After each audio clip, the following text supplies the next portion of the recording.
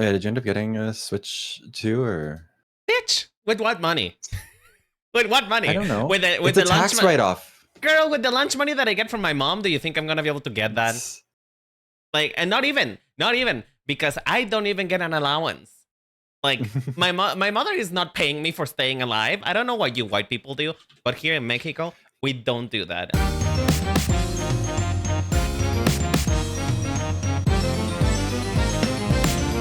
Hello, everybody. Welcome back to your weekly dose of mental illness. My name is Renan, your lovely fashion dolly, and host of the Seem Stylish podcast, the podcast where we talk about fashion, life, and whatever the heck comes to mind. Although recently it's been more life and whatever the heck than fashion. But you know what? It's my podcast. I get to do what I want. And speaking of getting to do what I want, hi Viveros, how you doing, darling? Hi, I'm doing good. How are you, Renan?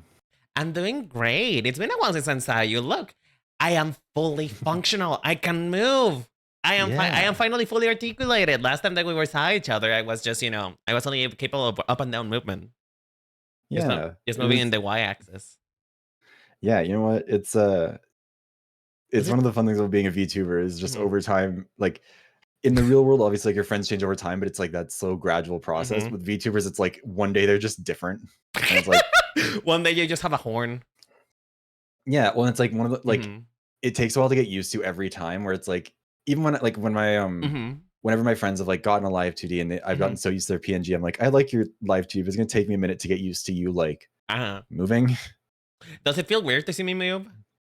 No, I think now I've gotten used to it. It's just like it's the first few like streams or the first few like times I see the model in motion, because like especially it's more the art style changing honestly than anything else, because like nobody keeps the exact same art style between like their PNG and then their live 2D. And obviously usually you're like a little bit more highly rendered, you've got a little bit more going on. Like it gets hard to kind of like wrap my head around it. But it's also very fun. It's also one of the things when people get like a 2.0 where you're like, sometimes it just looks different, it takes a while, but then like you're like, this is really good. And sometimes you see someone get a 2.0 and you're like, I don't know if that was an upgrade. But yours looks very good, and I really like yours. Thank you. I mean, to be honest, it's a good thing that I changed my branding before I came out with a live 2D model. Because as you guys may or may not know, because a lot of you people who watch my channel now came after the Renaissance, if you will. I used to be a VTuber named Sakura Masaoki, which, wow, so fucking original, dude. Oh my god. You won't believe the fountain of creativity that my brain is capable of. But you know, I decided to change my name, which I'm pretty sure that was probably the hardest thing for my friends to get used to, is the change in name. Because you know what? I was trying to play the content creator game. I was trying to be like, you know what? I need to be search engine optimized. Like there's 1,000 VTubers named Sakura, but there is not that many with Renan. In fact, I'm the only one. The only thing is though, is that if you search Renan VTuber, you're gonna find another person whose name is similar, but it's not Renan. It's like Ren something, you know? And of Ren course, Penrose? No, not Ren Penrose. Like, listen, you had to search up VTuber British for Ren Penrose to come out, so. You know. No shade to her, by the way. Her? Them? I don't remember what their pronouns are. I'm never sure, because like I only ever see people referring to Rin with she, her pronouns. But like I'm pretty sure the whole deal is like a prince, right? Hold on. Yeah, I mean, to be fair though, I think Rin sometimes talks to themselves like they're with like male pronouns sometimes. Or not male pronouns, like I think they refer to themselves with female pronouns, but they use male adjectives like handsome. Yeah, they use male titles and stuff. So yeah, I'm on their VTuber wiki thing, and it does say that. Do you have one of those? I don't think so. I've checked a couple times, but I don't. Last time I did. I should check right now. You know, but under gender, it just says a bunch of question marks and says has used they them pronouns for self. But for their model, I know that they like for their design and stuff, like they've used prince. Yeah, not princess. It says. Yeah. Fair enough. But yeah, it kind of hard to tell exactly with them. I should see if I do have one. I don't think so. I feel I don't know. Sometimes I ego search myself just to see what pops up, and it's just like 10. Same. It's just me making posts about myself, and it feels so sad. I've only ever like Mhm. because I'll do that a couple times just to like see if anyone is talking about me. Because one of my big fears, and I think it's like Mm. a pretty common thing with content creation, is like People are getting being canceled. recognized. Mhm. Well, it's not even like getting canceled. It's just when are people going to decide that you actually did bad with the thing, or Mhm. like the inescapable video, I always have some anxiety where it's like, are people going to decide that I was being a hateful piece of shit and like that actually I shouldn't have said all those mean things? Because I think most of them were justified. Sometimes I think back and I'm like, I probably didn't need to go that hard on that part of it, but like Listen, the that's game part is of what's funny horrendous. though. That's part of what's funny and what's entertaining. Yeah, but like, Like it or not, in my experience, mhm, uh when you make a thought piece, people like it when you like dunk on stuff rather than, be nuanced about it. Because the thing about mhm, nuancy and being like on a grayscale is that it is hard to describe. Because mhm, on the one hand, you can be like, okay, this design is good for this and that, and this design is bad for this and that. But mhm, then there is context. For example, do mhm. you know about Guilty Gear? Yes. Uh I originally was very upset about Giovanna because I didn't like the fact that she had her breast exposed. Because I was like, girl, you're all about kicks. Your fighting style is kicks. Why not show your leg? Show your leg. Show the fact that you have thunder ties that could kill a man, right? And then I found out, and the context is why, is because she's trying to impress probably the most toxic white man that I ever seen in my life. And it's like, girl, you can do better, but she's trying to impress men, so breast out, I suppose. Which it didn't improve my opinion of it, but it made it make sense, and then it wasn't a point of criticism anymore. Mhm. So context matters a lot. Yeah, because like character design is communicating something about a Hmm. character one way or another. And so it's like part of the evaluation of it is also going to be like whether or not it succeeds at communicating what it's supposed to try to communicate. Yeah, and some things are too nebulous for it to communicate. Mhm. Because there are some things that you can struggle to communicate in an effective manner. Are you Yeah. okay? What? It looks at yeah, you're looking at your brain in my Oh, side. no, Uh-huh. it's because I have a dual monitor setup, and Mhm. so my main monitor is the one that's in front of me, but my second one is vertical because I don't have room Ah, on the side. Yeah, no, sorry. If I'm looking up, it's because I'm looking up at my other monitor. I was looking up the I thought character you to were see. thinking. Okay. I thought that was you, like, analyzing your brain. You have to physically look at it for thoughts to come out. No, no, no, no, no. It's It's browser fine. stuff Don't now. I worry swear about it. to. I was just pointing it out because I thought that you were genuine, like wanting to say something, and I wasn't like interrupting Oh you. no. Now that I know, though. Now that I know, though, I will Yeah. say you're a lot bigger in more ways than one. You're a lot Oh my more. god. I'm not. Listen, I've seen some I things thought this now. was a classy party.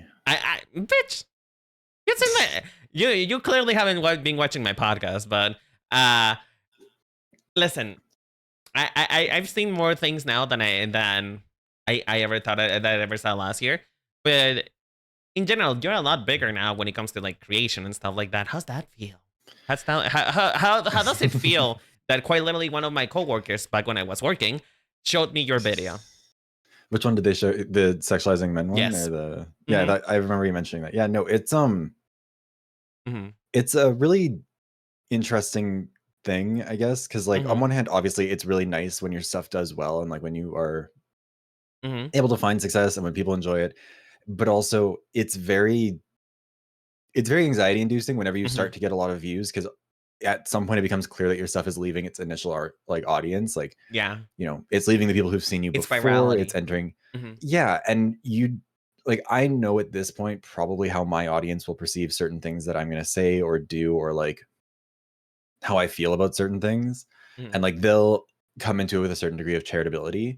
But the bigger you get and the further you go, the less charitable people are, especially because once a video gets big, people don't think that you're seeing the comments. Like a lot of like on my smaller videos, the comments are like, "Oh, you did this. I like this. How do you feel about this?" Mm-hmm. Like as if they're talking to me, like replying to or like replying to a tweet type of thing. Mm-hmm. But once a video starts to get big, they start being more like this guy thinks this or this guy whatever. Like it's very like Mm-hmm. spectator as opposed to like engaging directly with me as a person. Yeah. And that side of it gets stressful because I hold all comments for review because I don't want to let shitty people through. Like I am very focused on like Mm-hmm. this is Moderating your ultimately for fun content. for me. Mm-hmm. Yeah, like I'm not your representative. You don't have a right to speak to me. Mm-hmm. We're not obliged to listen to you. And I think that you have to protect your sanity a bit, especially because Mm-hmm. if a video does get big, it is going to get some people who are going to be assholes about it. I've been remarkably lucky that I haven't had very many of Your them. model. Uh-huh. But Mm-hmm. but yeah, it's a really good feeling. It's been especially like with the most recent one that did really well, the sexualizing men one. That one's been really cool because a lot of artists that I've really looked up to for a long time have seen it. Mm-hmm. And so I've gotten to talk to a bunch of them, which has been really, really cool. Mm-hmm. And having them like the video was really good because like I'm not an artist, I'm not a character designer, I just do media analysis. And so Mm-hmm. whenever there's actual subject matter experts who watch one of my videos and are like, yeah, you did good, I'm like, thank God. Fine. Because sometimes I'm kind of just winging it and being like, this is what I think, I hope I'm right, like I hope that I'm like Mm-hmm. connecting. I'm And connecting. like Uh-huh. yeah, well because it is really hard to Mm-hmm. like with the style of stuff that I do, the video essays, like Mm-hmm. part of the challenge of it is that video essays get treated kind of like podcasts, and they get like, so they end up being a bit longer. Mm-hmm. They end up being analyzed a lot in terms of like all the different angles you can take, and I try and Mm-hmm. like be pretty expansive with them. I try and cover a bunch of different topics, like Mm-hmm. the I'm trying to think about what would be a good example for it, and none of my stuff is loading, so I can't remember what I've posted recently. I mean, um still, let's keep it. Let's keep it in the family. The sexualizing men video. yeah, You brought up quite a lot of points. Which, by the way, yeah, I must say, my claim to fame is quite literally appearing in your video. That is just like, yeah. because here's the thing, though. I pretend like I pretend as though you just grabbed me, but nobody knows that I actually volunteered for it. Well, that's the thing, is that like, because Uh-huh. I gotta like a few of the points I tried to make in that video were Mhm. like, because like a lot of my topics in general, like there's the stated topic, but then there's kind of Mhm. like the bigger point behind it. Mhm. And like I try and kind of reach into other things. Like I take a lot of inspiration from people like Mhm. Brian David Gilbert, who does that with, or did that with his Unraveled series with Polygon for a long time, where it was like, Mhm. here's how Mario will retire, but it's really about like setting up RSPs and shit. Mhm. And like, so with some of my videos, like there's one, the myth of the Overwatch killer. That one talked a Mhm. lot about like what it means for this to kill that, the idea of like, Mhm. how does architecture and all of this stuff kind of You had to give connect to how people context. communicate with each other. Mhm. Yeah, like it was, and I really like that one. And I honestly, one of the worst parts about making Mhm. content is that your best stuff will almost never be the stuff that I blows up the most. know. I Like know. Uh-huh. I have said for months now, I guess it's been like 6 months, but back in September of last year, I put Mhm. out 2 videos back to back, The Myth of the Overwatch Killer and The Pinkertons and How Games Rewrite History. And they're the two that I'm like most proud, like in terms of like back to back quality. I think those are my best two that I've put out Mhm. beside each other, and neither of them did very well. Mhm. And like, it's just one of those things where it's like, yeah, they probably never will because they're kind of weird topics, but like, you kind of have to learn how to get over that and be like, yeah, sometimes what you work on just won't work well. But like, Mhm. I always try and bring in something else with the topics. And with the sexualizing men one, that one was like, obviously on a basic level, talking about, Mhm. how and why we should sexualize male characters, like how to do it properly, but Mhm. also talking about things like body fat, and talking about how, a lot of our assumptions Diversity. about how men are Mhm. sexualized are, yeah, like I didn't want to, like, I got some comments that were like, I wish you'd talk more about race. And I, in hindsight, wish I'd at least mentioned it more.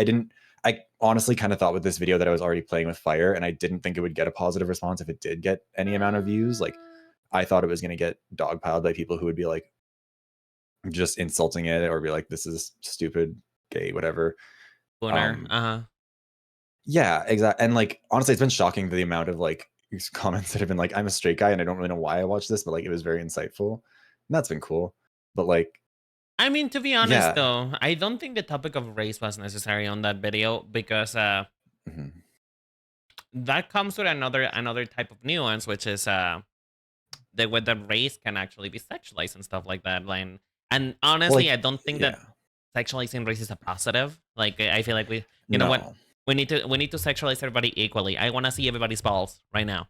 So. Yeah. Well, like, I think because like Mhm. the comments that I got were more talking about like, I wish you talked about how like black men are sexualized in a way that's like portrays them as like very aggressive, the BBC type shit, or like Mhm. the Asian men as like meek and tiny and Mhm. submissive and all of that sort. Like, And that is an aspect of it I wish I'd at least talked about a bit. But like I also Fair. was like, Mhm.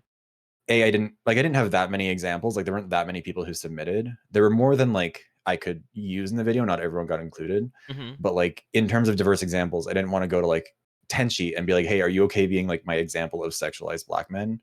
Mhm. Because that would feel really fetishy and tokenizing. And I didn't, Mhm. that's not the, The point of the video. well, like it's Mhm. part of the point of the video, but it also felt like it would be doing a disservice to the broader subject if I was just like, by the way, and also this is a little bit of a thing. And I felt like a lot of people are already, it's a subject people aren't already familiar with. So it's already kind of playing from the back foot. And it was like, Mhm. I might as well keep it simple and accessible Yeah. rather than like Mhm. dive too deep too fast right out of the gate. Listen, like as you said in one of your videos, keep it simple, stupid. So, and Yeah, I don't know if you can tell I'm not good at that. I mean, to be honest though, I feel like, because I've been watching a lot more of your essays recently. Because, well, Mm. now that I'm home, I have time to listen to stuff. So, Yeah. uh, I think you actually do a pretty good job about keeping things like succinct, concise. Well, thank you. Uh, Ignore the because fact look, that I'm working on a 6-hour video right now. yeah. Listen, sometimes all of it is necessary, okay? All of it is necessary. Like, I Yeah. struggle with that point too, which how much of something do I need to cut off, particularly with the podcasting here. For example, we were having Mhm. very interesting conversations earlier, but how much of that do I keep versus what we're talking about Yeah. right now? It's just And mhm, it's hard to know like where like because something for me that I've realized more and more as I made stuff is like mhm, you kind of have to write defensively when you're making video essays. You have to sort of predict what people in the comments are going to take issue with to make like not because I think you have to try and appease every single mhm, person, but like people are gonna be like, well, why didn't you mention this? And I might know why I didn't mention it or why I didn't talk about it in the way that they were expecting. But mhm. if I don't tell them, they won't know. And so like it gets to this point where like, you'll kind of have to sometimes you have to approach a topic from a few different perspectives and it kind of feels repetitive, but it's about making sure that you get the wording that'll hit the different types of people. You know, Sometimes you have to try and uh-huh. defend from those. And it's hard to know when to just like leave well enough alone and move on. Yeah, and you know what? That's also something I struggle when I do script writing too. Is just like, at what point am I beating just a dead horse? And at what point, Mhm. because I also get the thing of like, I myself get bored of repeating myself so much, and I Mhm. I, I don't want to do it because I feel like it's a waste of my time and people's time. But sometimes it Mhm. is necessary. I'm like, ugh. It's the reason why I don't like essaying for myself. I like to have more of like a freestyle of talking. Uh Mhm. but that doesn't work very well sometimes. So, gotta find a Yeah. balance. Well, and it's one of the challenges, like Hmm. especially with longer videos, like the one I'm working on right now, that 6-hour one, that's for Danganronpa V3, and it's meant to be like the defense of the game and trying to, you know, explain why it doesn't deserve all the hate that it gets because I do Listen, really like it. I love Danganronpa V3 too. It's my favorite. And the thing with Tsumugi was my favorite thing ever. I know a lot of people Ah, hated it. I know a lot of people are like, "Oh my god, this is just such a cop out." Whatever. You just didn't want to write Danganronpa anymore. It's just like, girl, mhm, that left her a lot more open because the thing is that the most recent like games that they've done that Spike tunes off, like I think they mhm. broke off actually. I don't think it's Spike tunes them anymore. But Yeah, there's a few different. They've got uh-huh. Tokyo Games. They did Master Detective Hmm. Archives, 100 Line. 100 Hmm. Line's great, by the way. If you haven't played that one, so highly recommend it. Hmm. So yeah, go ahead. So I don't know. To me, the fact that it was kept so open as to what the fuck actually happened, kind of creates its right line to see what's actually happening in real life. Like, what could Mhm, be real life? What could be like 100 Life Defense Academy, or mhm. it could be like the other game that had like a big titted Shinigami, Like, to me, Yeah. it's just it also felt so meta. It felt such a criticism of the Danganronpa fandom, which I feel like I feel like a lot of people kind of got hurt by it because they realized how Mhm. how much of a call out it was. But to me, it was fantastic, and I love Well, Tsumugi like, as a villain. Like, you know, yeah, I think mhm, part of the issue that I take with people is that like you're not like yeah, Tsurugi is presenting the audience this way. She's the villain. She's mhm, not a good person who is supposed to be right. Like it's something that I mhm, really kind of realized when I was playing a game called Process of Elimination, which is also Mhm. very it's complicated. I like it. I think that people who like that genre of games will really Mhm. enjoy it. But Mhm. like it has some weird issues with how it's told because it's like Mhm. very similar kind of concept. There's I think it's 15 detectives who Mhm. are all part of this, the top 100 detectives in Japan who are all supposed to solve this case of this serial killer called the Quartering Duke. No Mhm. one can figure out who they are or what they're doing. All they know is that they keep killing people in pairs. Like there will always be Mhm. two dead bodies, and there's no clues to indicate that it was like who the Quartering Duke could be. Mhm. So they all go to this island to try and solve it. Turns out the Quartering Duke is with them, keeps killing people. It's this whole Mhm. thing. And like at the end, the villain goes on this really like very emotionally effective Mhm. speech about why they do what they do, Mhm. and in part talking about how like they're not the bad guy. They're providing a service through what they do. They're helping Mhm. people, but they can't tell people they're helping them because that would defeat the purpose. It's a very complicated thing, Mhm. and it gets into some mental health stuff. It gets into some like cultural stuff about honor and everything. And it's like very like they're making a compelling argument for their Mhm. perspective, but their perspective is like one where it's basically like advocating for ending your own life. And it's this Mhm. whole thing. And it's like, it's very dark and it's kind of hard to listen to. And like, then the protagonists come back and they counter argument and like, you know, Mhm. it's how a story works. But I think it made me realize like when I went back and played V3 after, I was like, yeah, like I can understand if you're listening to Smokey as if she is a reliable person, how it can feel that way. But like, that's not really how I interpret it. I don't think that she's meant to be like this. She's not a reasonable person. She's I mean, clearly the got range. more going on. Mhm. Yeah. I mean, Well, and like I not only sorry. that though, it's also the fact that she's telling the story from a biased perspective because I Mhm. mean she's quite literally corporate. She's literally Yeah. the director in the scene. Like she will twist your words to get what she wants because that's Mhm. part of what she needs to do to keep her job. Mhm. Uh. Well, and I think like to Mhm. me part of it is also that like I interpret the ending of V3 and a lot of the tropes and stuff as like it's not a dig at the fans. Like I've always felt like it's more of a dig at Spike Chunsoft and the like pressure that Kodaka felt to keep making hits. Like he couldn't Yeah. just make a game because like Trigger Happy Havoc was just a game he got to make. Mhm. Goodbye Despair was just a game he got to make that was a follow up that allowed him to refine his stuff. But then V3 had all this pressure on it to be this big thing and to Yeah. carry on the legacy and all this stuff. And part of why Team Danganronpa is framed that way is that they're like that's the company that is forcing this to go on. It's not the fans. It's the company that's like, no, the fans are going to want this. They're going to want you to do it again. And they're going to want you to do it in this way that Mhm. feels like all the old stuff, which is like very common sequel It got very issues. formulaic. Yeah. Well, and And it's not even that I mhm. think it's more that he was worried that it was going to get formulaic because like they could have just kept making Danganronpa. They could have done one every couple of years and made money. But Pokemon. like, well, yeah, but like you look like that's why Junko Enoshima the 53rd, where it's like the 53rd time she's been the mastermind, and everyone totally eats it up every time. But then the fact that the fans abandon it and like the series is over and like in universe the show gets canceled and all this stuff, where it's like clearly Mhm. like you follow Drag Race enough to know that that's Yes. not how reality TV show fandoms work at fucking all. Mhm. Like if something like that happened in Survivor, where like the jury, because they're on season 50 right now, I think, or they're Mhm. that's the one that's coming up right now. Mhm. Um, if or it's 49 and 50. If that show in its 53rd season in a couple of years had a jury that refused to vote, like just refused to pick a winner, Mhm. that wouldn't be the end of Survivor. If anything, it'd be like, damn, like this is really like it'd This be is that good moment where like TV. yeah, it'd be that moment where Bibi Zahara Benet was like, out of respect for Dela, I won't I show who don't. I was going to eliminate. Or no, Like it'd be that. you know what it would be like?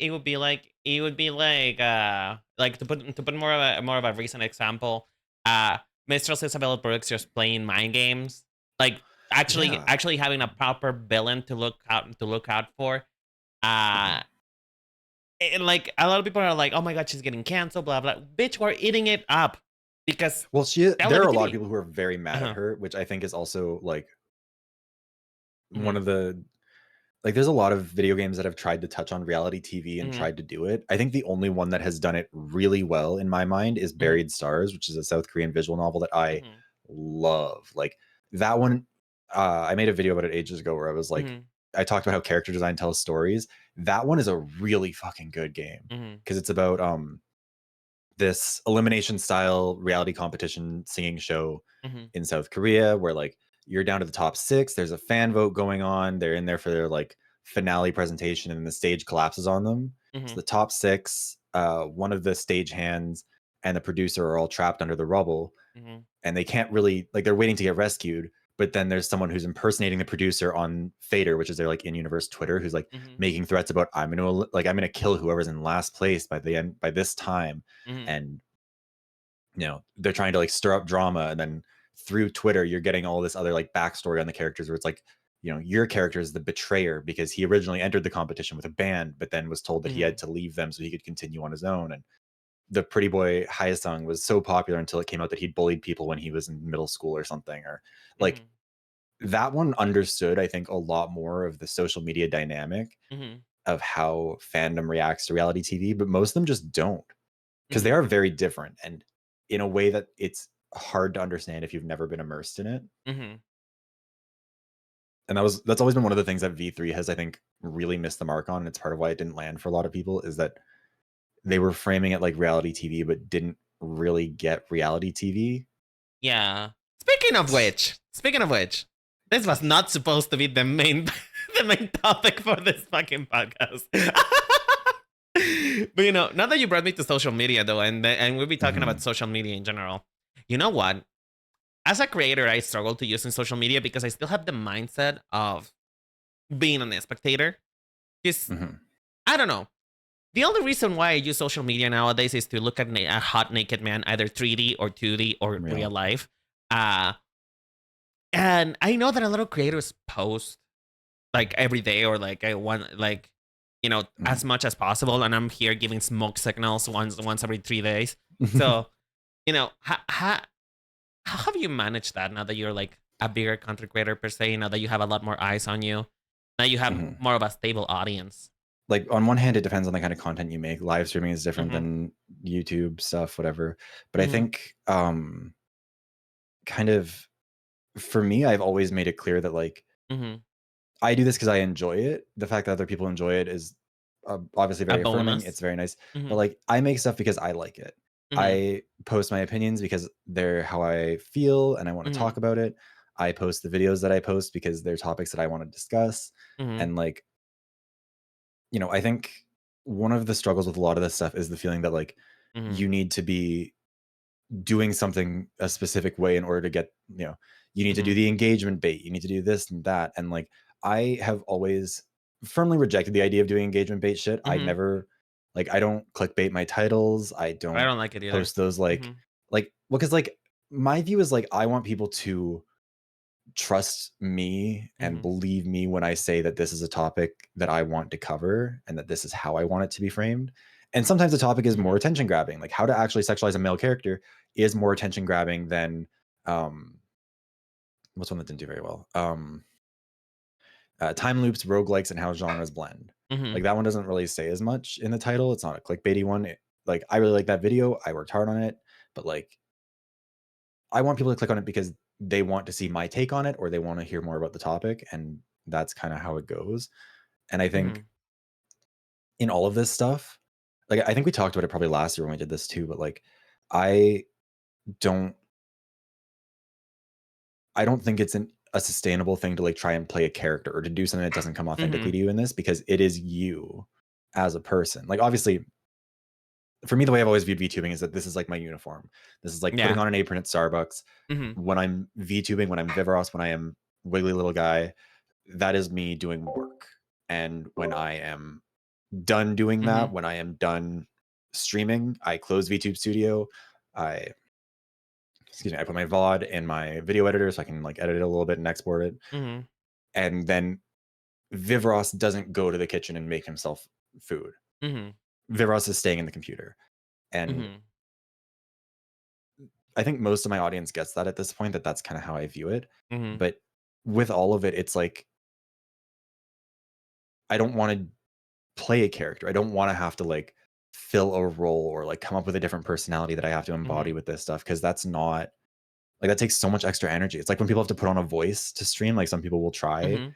and it wears them out so fast and having to be someone that they're not, especially like, Mhm. with male VTubing, I think there was a lot of like, the when I Shoto got remember big, that the sort of troll like, baby. yeah, they're like either like the subby demon boy bottom or Mhm. like the big dom daddy type shit where it's Mhm. like people are trying to put on an act and it doesn't come authentically. I think people Mhm. can tell too, and then it doesn't work and then people get upset. But like I I mean, think that's part of um like, social media and the proven track record, if you will. mhm, Like if we're gonna bring to back to the whole reality TV shows and stuff like that, it's just mhm, it's tried and true. It's work. It's proven to have worked. But the problem then comes is like if that's not who you are, mhm. you feeling uncomfortable is gonna creep on you so fast. You know. Well, and like I think Mm-hmm. because again, like part of it comes down to like people have to kind of trust you a bit. Like that's one of the things with my stuff that I've really appreciated. Where like Mm-hmm. if I say this video is going to take a while, like I'm working on it, but like it needs a minute. Mm-hmm. I don't have my audience being like, oh, but like why isn't more stuff out? Because at this point, I've Mm-hmm. kind of I have enough of a back catalog that if someone really wants to, they have Mm-hmm. hours of shit they can watch. But also because I've built the trust with them where it's like if I'm taking this much time with a video, it's not just because I'm being lazy. It's because I'm actually like have something to do with Working it. on it. Mm-hmm. And I think uh with a lot of this social media stuff, it's about doing what you can comfortably do. And some of that is a bit give and take. You have to learn how to Mm-hmm. do it because none of this stuff comes naturally to begin. Yup. Like no one is naturally a content creator. No one is naturally a Twitch streamer. I mean, you See, can sorry, I actually was like chugging an energy drink in this. I'm like no dying, problem. but I like I mean, think sorry. you can naturally be entertaining. That is certainly something that can happen Mhm, naturally. Uh, but the thing is that having a persona to put on, having this like you know thin veil to mhm. because it's necessary to protect not only to protect your brand but to protect yourself. Uh, Yeah. because I've been told like I've never tried to make it Renan more than what I am. Like sure, Mhm. is with the gay a little bit tiled up to you know Yeah. it went from 10 to 11, but Mhm, I've never tried to be somebody else different, and I don't think that that's ever gonna work out for me because mhm.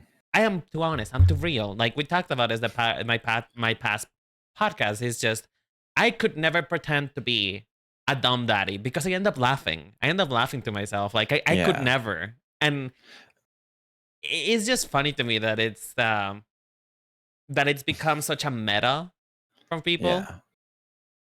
Something that's also just important, I think that a lot of Hmm. people don't really get is like when something does pop off, so many people feel like this pressure to like immediately do more. And it's Hmm.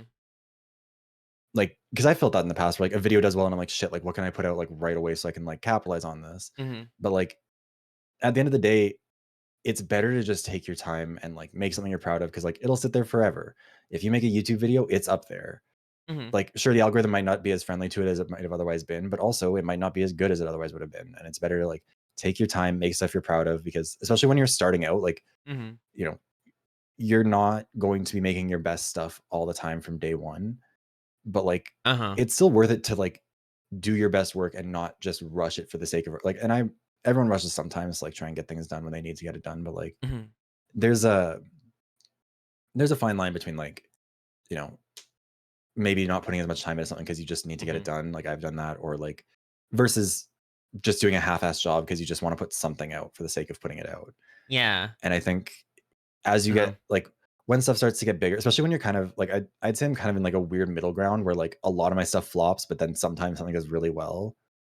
And so it's sort of Mhm. like this weird Limbo. pressure of like, yeah, Mhm. like it's kind of like I'm not a big creator, but like because like I would feel weird saying that I am because I mean, I'm I consider you a big creator now. You are a big one. Not well like super huge, but you're big now. yeah, like because I think on YouTube it's like I think 31K subs right now, which like is Mhm. definitely sizable, and I don't want to like pretend that it's not, but Mhm. it's also a matter of like it's only on like very specific video. Like I'm not like one of those people where like every video is like Every bit is a getting banger. uh, well Mhm. like even looking at my last few videos, like because last year I had that inescapable video that one popped off. It's almost at 500,000 views now. That was in April Mhm. of 2024, and Mhm. then I didn't have I put out a lot of other videos since then. 21 videos between then, where none of them, like nothing else hit 100,000. I had a couple that crossed 10K. I have one that's almost at 100,000. But like it took over a year, almost exactly a year actually, for another one to get to that mark with the sexualizing men video. And I had a lot that were like I had one that was 3,000 views. I had one that was, or a couple that were 3,000 views in that time, like 4,000, 5,000. Got like a handful of comments, didn't really get much engagement. And like that part of it, I think, as you start to get bigger, that's, I think, one of the parts that's kind of hard to psychologically deal with. Because you're like, oh, I did good this time, I can do better next time. Or like, if I like, especially with YouTube stuff, because YouTube loves to neg you at every opportunity. It's so passive aggressive, the back end of it, where it's like, oh, this one was a 1 out of 10. More people are watching your stuff than they usually do, and they're watching it for longer. And it always kind of, there's always this tone of like, you know, your other shit sucks, but this one was good. Yeah. Or like, if one of them is like not doing as well, it's like, people are watching this one less. Maybe you should figure out what you did wrong. And it's like, Jesus Christ, okay. But like, I think with a lot of this content creation stuff, the important thing is like focusing more on kind of growing as a person, growing as a creator, developing more consistency, developing more of an understanding of what you want to do and all that stuff, and not focusing on the growth. Because I do think it's more of a, if you build it, they will come, not a beg for people to come and hope that it gets built in the process. Honestly, I think I'm kind of experiencing that in real life. And I mean, you talked to me about it before, like it or not. Oh God, no, I'm not gonna. So should I say this word on live TV? Like it or not, you're my senpai. Oh God, that feels so gross. Oh my God. But like it or not, you're superior to me. You, even though you see me in the same playing field and the same level-headed, you have a better understanding than I do.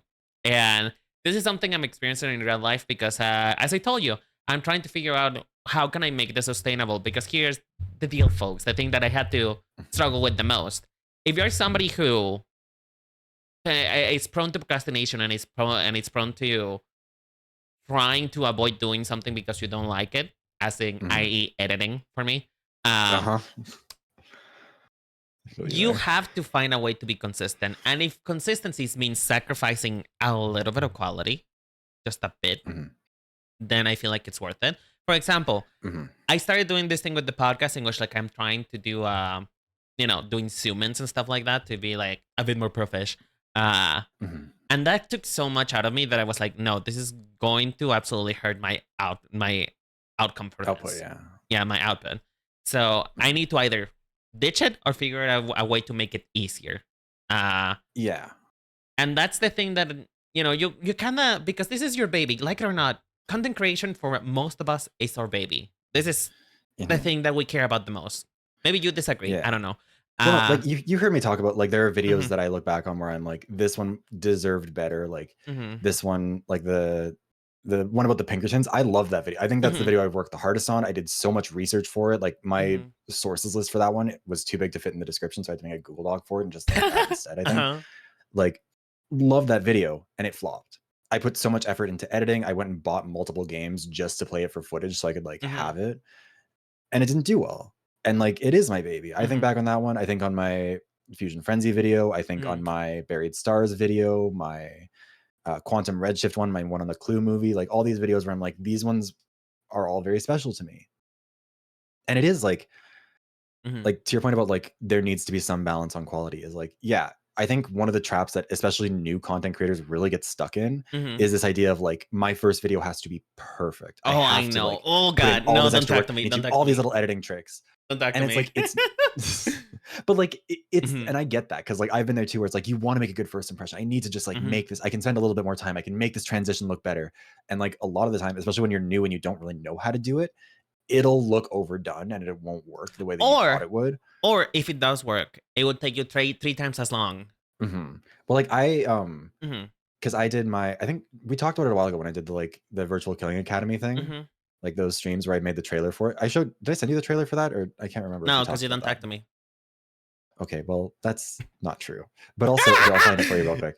Because I did this thing last year that was Virtual Killing Academy. It was like this Donald simulation thing. I saw it, but did you see the trailer for it? No, because like it sort of came in and out of my because it was at a time in which we weren't talking that much. Like because the thing is that I so suck at keeping friendships when it comes to like content creators and stuff like that because It's hard. if we're not hanging up in the same space, we're not gonna talk. Uh, Mhm. and the thing is that I'm sorry to be jumping topics again, but That's fine. that the one thing that I found so fucking hard about content creation, which is unfortunately the thing that has the most influence on it, is Mhm. networking. Uh, Yeah. and not it's not because I can't reach out to people because I can. I mean, I definitely Mhm. have. I think the first time I reached out to you, you didn't even fucking know where I am, or who I was actually. I don't remember So when we first talked. I'm trying to think about what the intro. I don't It remember what the catalyst was. I know I was the one that I talked to you. I know I talked to you first, but I don't remember what the catalyst was.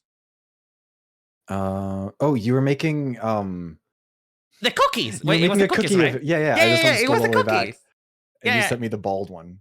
The bald one that I never finished, by the way, because it was way too many cookies. It was way too many. Yeah, no. I couldn't do it. I produced 20 of them. I think we're good. Mhm. Uh, But yeah, like mhm, that stuff is also actually something that's worth mentioning because this isn't my first time doing content. I did mhm, this back in 2017, and I mhm, was just uploading like guides for Overwatch and stuff like that.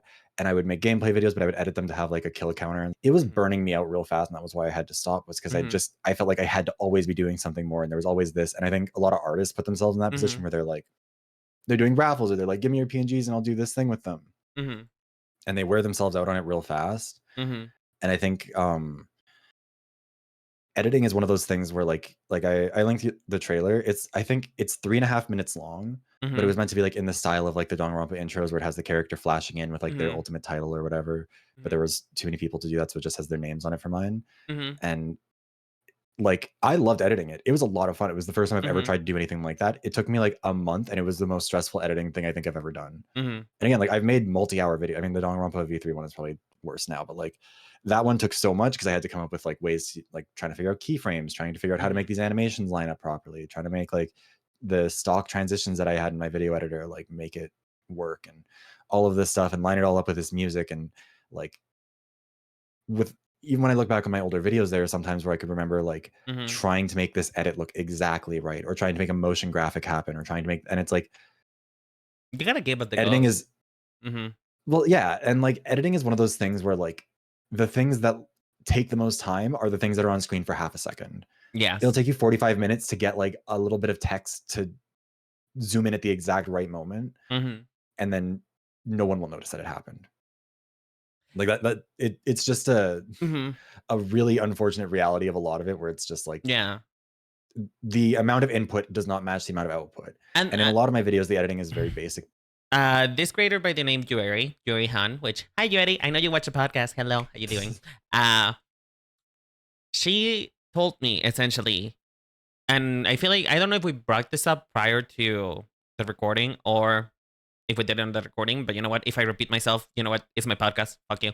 Uh, is if you have to figure out what you want to do. Do you want to do shorter videos that are visually intensive, or do you want to do Mm, long videos mhm. that are that are going to have to be less intensive, right? And then it also Yeah, depends yeah. on your on your style of things. You know, we go back to Mhm. figuring things out because what she told me is a quote that was most people treat my videos as though they are a podcast. They're not Mhm. watching. It is mostly just artists putting me in the background and just listening to me yap about whatever, something that you could not even be Yeah. interested into. And that's honestly, it's kind of hard to come with gripes. That is how most people treat YouTube, how most people Yeah. treat videos is just put it in the background, do something else, right? Nobody's actually Mhm. constantly watching. Uh, Yeah. it is what you said. Just you have to build the house before anybody can live in it. Yeah, and I think it's Hmm. like I said, like I did this before. Like I made Hmm. content for probably a year and a half, I think, before Hmm. maybe it was 2 years. I can't remember exactly how long I was doing it for. Hmm. But like that was experience that I brought into this. And I think that's something kind of worth mentioning because I think there are some people who kind of have looked at my stuff and been like, wow, like you because I did blow up really fast. Like I think my fifth video was the first one that like, They got viral. that one had Hmm. yeah, like a couple 100,000 views Hmm. and I had 90 something subs when I first uploaded. It's like Mhm. you know, my stuff popped off really fast, but also like that comes with the context of I did this for a couple of years. I was in politics for a while, or like for a good while there, so I was used to doing public speaking, used to kind of navigating trickier subjects, used to, Mhm. trying to figure out how to weave a bit of a narrative on that front.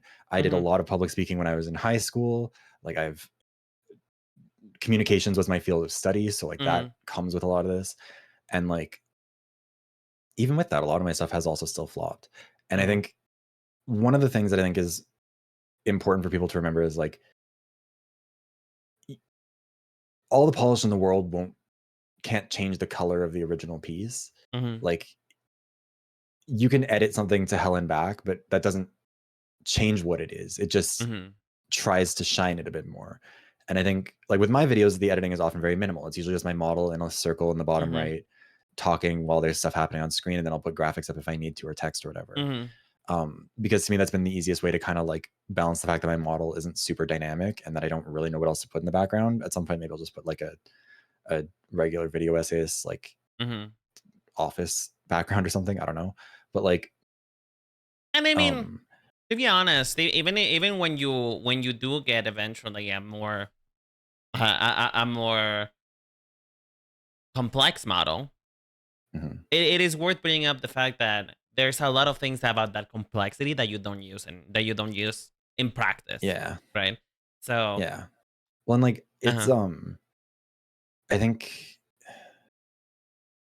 They come back it's to keep it simple, stupid.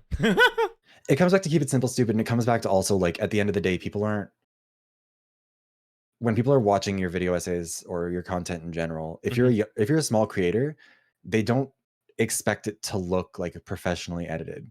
Like it's one of those like, Mhm. and it's something that I think we're especially aware of in VTubing on a Mhm. conscious level, but I think all content consumers are aware of it to some degree. Where it's like Mhm. sometimes you'll see a new VTuber pop up who no one has ever heard of. Like they're not like coming back or like rebranding or whatever. They're a brand new Mhm. person, but they've got like a very expensive model from a very expensive artist and rigor. Mhm. They've got all this branding, they've got everything going, and they're brand new and they don't have a following. And you're kind of like, it Mhm. sort of looks like you're just trying to buy your way to the audience instead of Mhm. like, you know, getting there with content. Mhm. And I think when you overproduce your stuff, it almost looks like astroturfed is kind of the only way I can really describe it, where Mhm. it looks like it's kind of, it doesn't look authentic. Like when you're Mhm. a small creator, people expect it to look like the quality of a smaller creator. Like they want it to look good, but there's a thing Katya said on a podcast ages ago where she was like, I want to look a little bit worse on like my grinder than I do in real life. Like I want to look like a Mhm. 6 if I'm a 7. Like you want your content to look to give the vibe that you're gonna get a bunch of comments where people are like, I can't believe you only have X amount of subscribers. Mhm. You don't want it to look like this looks edited by someone who has 100,000, but like you have 12 views, Mhm. because then it ends up looking a little like there's a mismatch there. It's like Mhm. seeing someone wearing all Gucci in a Walmart. Like Yeah. you're not fitting the occasion. It gets harder once you're kind of in that middle ground where like people kind of expect more, but also you don't have the time to do it. Mhm. And it is always a trade-off of like how much time do you have, how much money do you have? Because this stuff can also get expensive. And listen, Um, uh, something I had to come to grasp with too is mhm, how much is my passion carrying this? How much mhm, can I bring myself to care? Because I'm very passionate about this. I mean, I couldn't be almost 4 years in a running of doing this if I wasn't passionate about it. And I mhm, think passion is very important.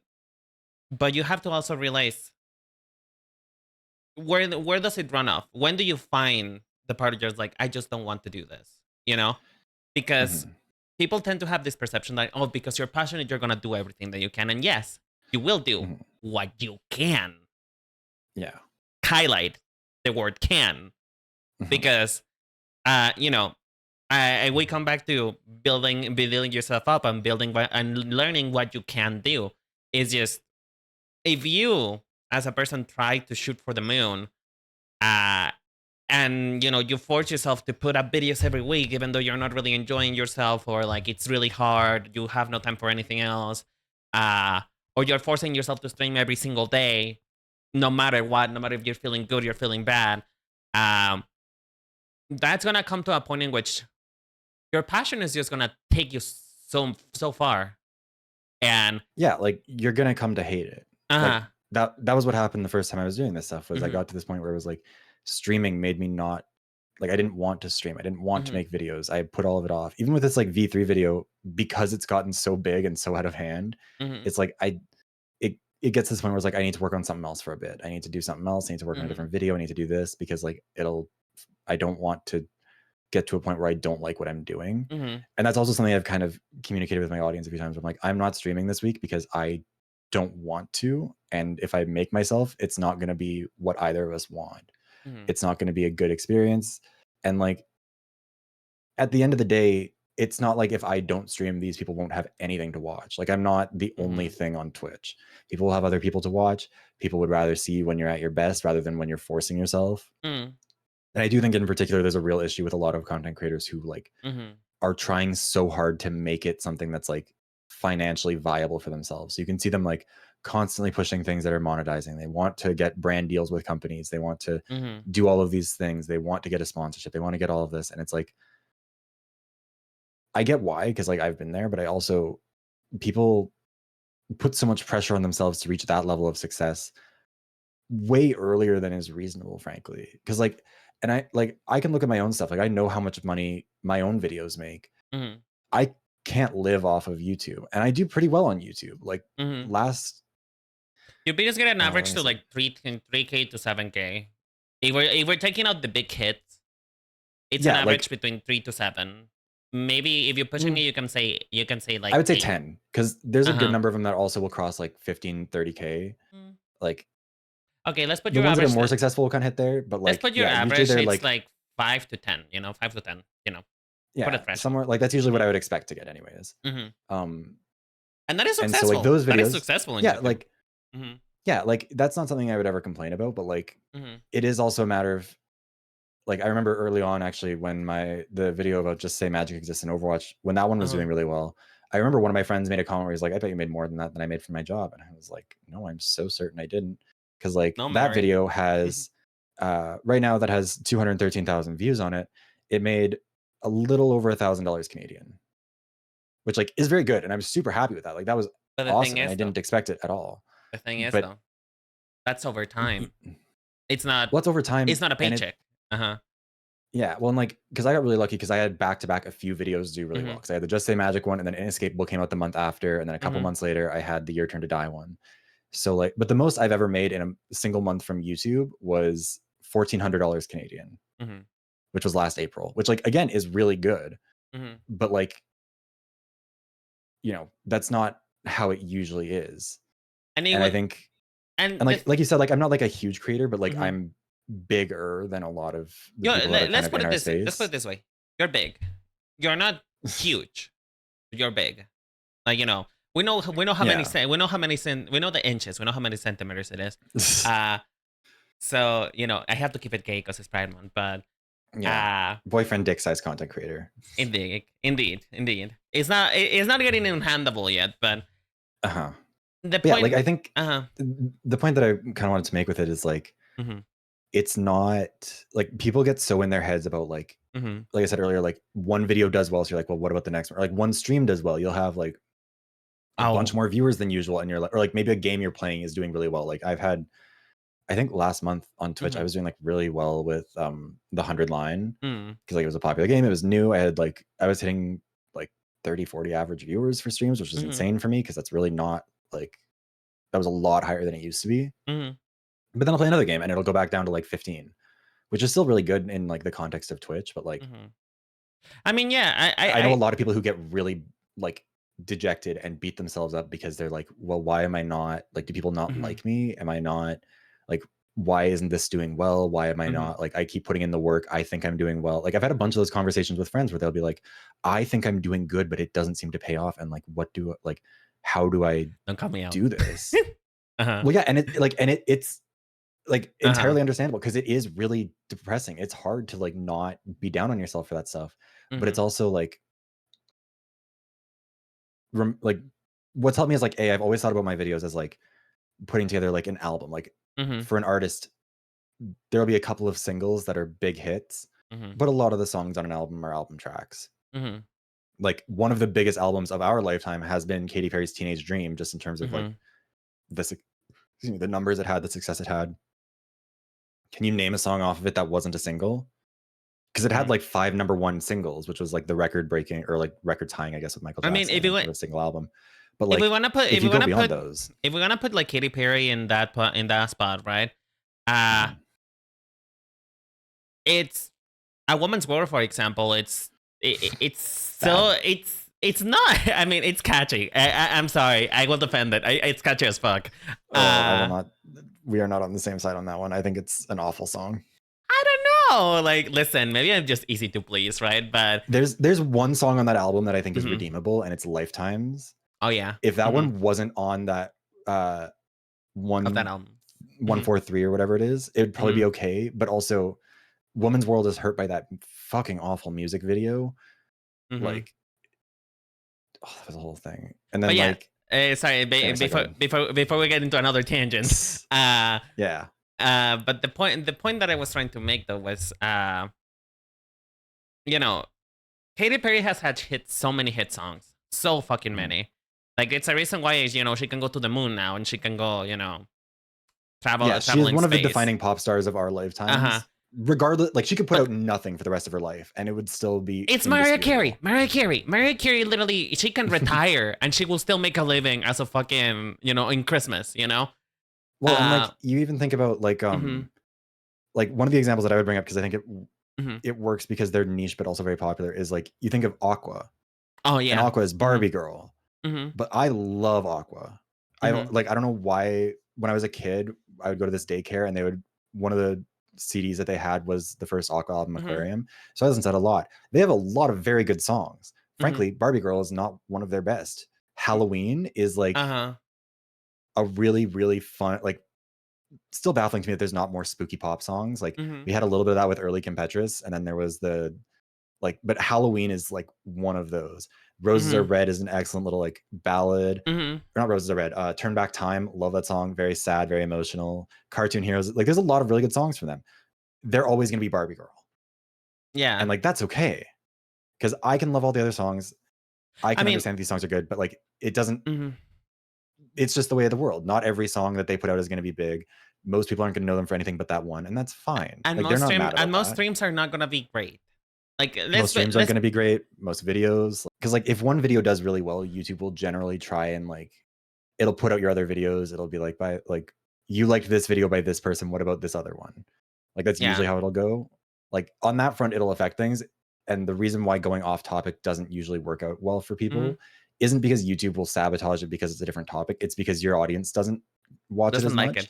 No, and that's the thing. That's the thing. And YouTube goes based off of like when it decides, like, you can really tell in the like in the analytics side of things, like after the first 24 hours, YouTube decides like, does this one have legs or not?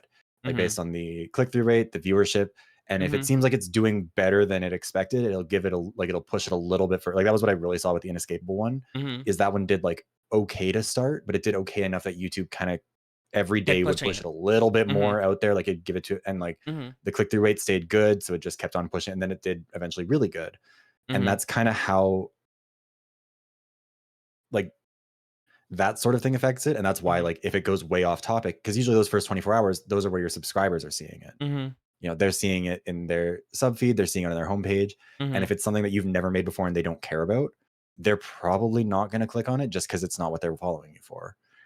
Find things that you enjoy, a range of things, not just one thing, a range of things, and then keep it on that family. And I would say, if you're streaming, let streaming be your thing, in which you do whatever the fuck you want. The rest, shorts, long videos, you can you can make it all about a niche. Streaming, because it's a time commitment that people are making to you. They're there for you first, rather than what you're doing. Sure, what you're doing may influence the click-through. Yeah. But for the most part, people will only stick by you if you, as a person, are worth the watch. You know? So yeah, this may be hard to hear. And it's hard to hear from me, because I also feel terribly bad. I am one of these people that he was talking about. You have to understand that it's gonna take you a while. It will take a while no matter what you do. Even if you're like this person and you hit it off immediately, which again, we now find out that that wasn't really the case. Uh, Mhm. you just have to accept and understand that failure is a thing in your future. It will Mhm. happen, and you just have to then you have to push through it. Again, I wouldn't be here celebrating 500 subscribers if I gave up the first time I flopped. You know, so just don't give Yeah, and up. I think Mhm, and it's one of those things where again, like I was saying about how people feel the pressure to like make mhm, money off of this stuff right away or like mhm, turn it into something viable. Like people feel this pressure of like if I don't do this, my viewers won't watch. It's mhm. like that person doesn't own you. That person, like, if they're a Twitch sub, that's great. They've given you $6 a month or whatever it is now. And Uh, honestly, that is simply not enough for you to be that stressed out about whether or not they are having the time of their life every minute that you are live. Honestly, one of it's the funniest things about this stuff that you'll realize once you've done it mhm, for a while is like because I have a Patreon, I have my YouTube memberships, I have my Twitch subs. mhm, None of my most active commenters, none of my most active like Twitch chat. I mean, some of the more active Twitch chatters, I guess now, but mhm, like the people who've been YouTube members for the longest, like some of them have hit 2 years at this point, mhm, never comment on anything. They don't talk in my Discord. They just vote on my members' choice polls mhm. and they enjoy the videos, as far as I'm aware. I'm Yeah, assuming they enjoy them. I mean, Like my most it's a prominent weird world. my most prominent members of my community, they oftentimes forget to even leave a like to the podcast, for example. Uh, Mhm, or they're here and there. Like somebody once tried to make a mhm, comment of it's like, wow, your community is really fickle because they don't really come to everything. Like I don't see the people that you talk mhm. about be on the streams, right? And I'm like, yeah, I know that. You know why? Number one, they have a life. Yeah. Number two, I am in an understanding that I'm not yet in a position in which people are gonna drop everything to watch me. Mhm, And finally, the final part that to bring this whole podcast to a close is just we just need to be okay with the fact that mhm, you're doing this for yourself. If you're doing this to mhm, be popular, honestly, good luck to you. I wish you succeed. I really wish you do because I know it's mhm, soul crushing when you don't.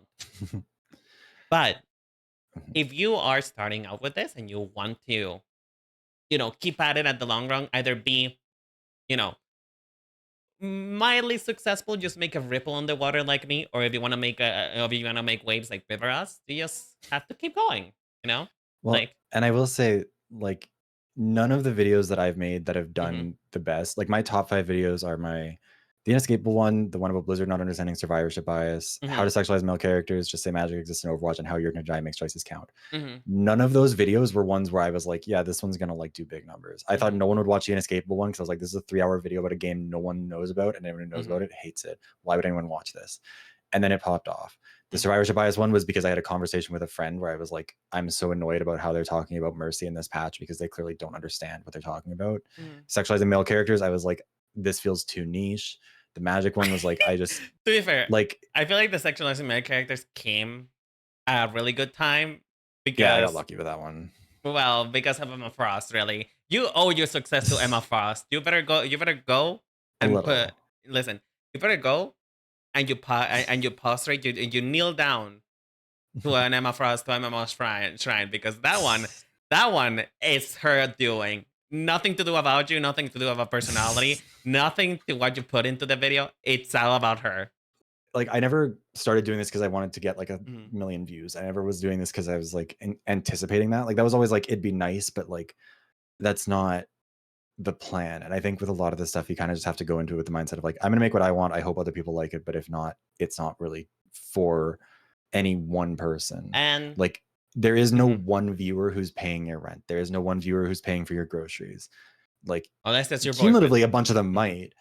Well, even then, mhm, like when I like my most successful videos like mhm. have definitely paid bills for a good few months, but like even then It's finite. that's not because I catered to those people. It's because I made what I want. All of those videos came out of nowhere. They weren't ones that like were really in demand. Most of them were one-offs. Like the Inescapable one was only like I think the second video I'd ever made about a visual novel. Mhm. And then Your Turn to Die came a couple months later, but I never really talked about doing Your Turn to Die. And even then Buried Stars flopped and that was a visual novel one too. I And I mean, think You're not sitting there with like a red string trying to like connect ideas and be like, okay, Mhm. how can I bring this back to Overwatch?